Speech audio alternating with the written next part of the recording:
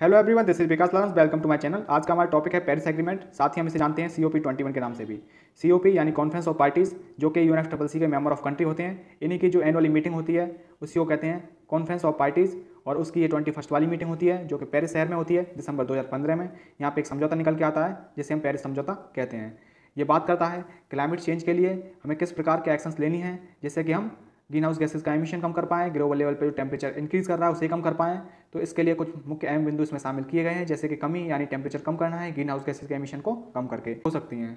अनुकूलन की बात करें तो जैसे कि मान लीजिए कहीं पे सूखा पड़ा हुआ है तो वहाँ पे कम से कम पानी में जो फसलें उत्पादित हो सकती हैं उनका उत्पादन करना चाहिए। समन की बात करें तो जैसे जो वेस्टेज होता है उसको रिसाइकल करना चाहिए, ना कि उसे जलाना चाहिए। नुकसान और क्षति के बारे में बात करता है, जैसे कहीं पे कोई अगर आपदा आती है, भूकंप आता है या फिर कोई साइक्लोन आता है, उससे हमें किस प्रकार से निपटना है।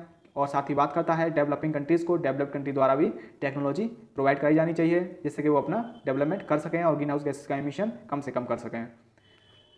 अब बात करते हैं कुछ मुख्य बिंदुओं के बारे में, क्या विशेषताएं हैं इसकी। तो विकासशील देशों को कुछ पर्यावरण के अनुकूल विकास करने की छूट प्रदान करता है, यानी कि हमारा इन्वायरमेंट हार्म नहीं होना चाहिए। ऐसे रहते हुए डेवलपिंग कंट्रीज़ अपना डेवलपमेंट कर सकते हैं।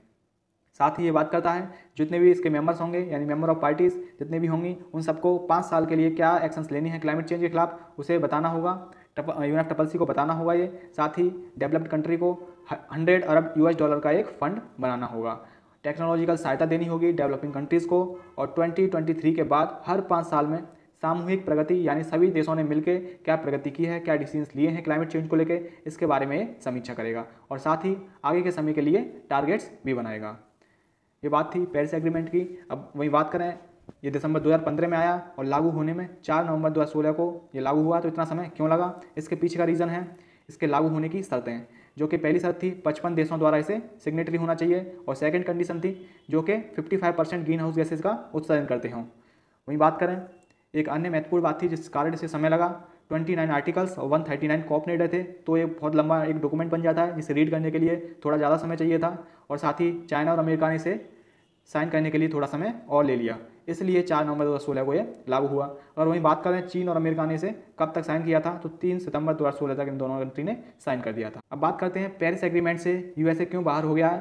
तो इसके लिए समझने के लिए हमें समझना होगा वहाँ की रीजनल पॉलिटिक्स, जो कि वहाँ पे मेनली 2 पार्टीज़ हैं। डेमोक्रेटिक पार्टी जो कि बराक ओबामा की पार्टी है, और दूसरी पार्टी जो कि रिपब्लिकन पार्टी डोनाल्ड ट्रंप की पार्टी है। बराक ओबामा की पार्टी कहती है क्लाइमेट चेंज होता है और ये वास्तविक घटना है, और यहाँ तक कि बराक ओबामा ने इसे a turning point of our planet भी कहा है। और वहीं बात करें डोनाल्ड ट्रंप के बारे में, तो इनकी रिपब्लिकन पार्टी क्लाइमेट चेंज को क्रिटिसाइज़ करती है, और इसीलिए डोनाल्ड ट्रंप ने पेरिस एग्रीमेंट से विड्रॉ कर लिया है। वहीं अगर बात करें इंडिया के संबंध में, इंडिया किस प्रकार की स्ट्रेटजीज अपना रहा है क्लाइमेट चेंज को कंट्रोल करने के लिए, तो international solar alliance, wind energy, plastic ban कर रहा है, कैंपिंग चल रहा है, प्लांटेशन, इतने सारे इनिशिएटिव्स इंडिया ले रहा है।